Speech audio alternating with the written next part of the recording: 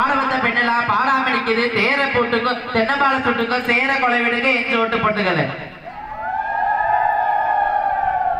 மூடைகளா பச்சரிசி இன்னைக்கு 3000 செவலனே கொண்டு அல்லோ மாறி அள்ளி அமிர்தம் கொள்ளுவா பாருங்கடி.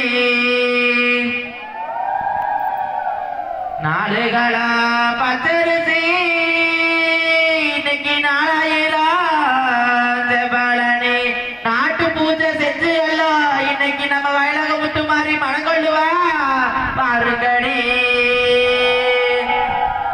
பாப்பார பொண்ணு எல்லாம்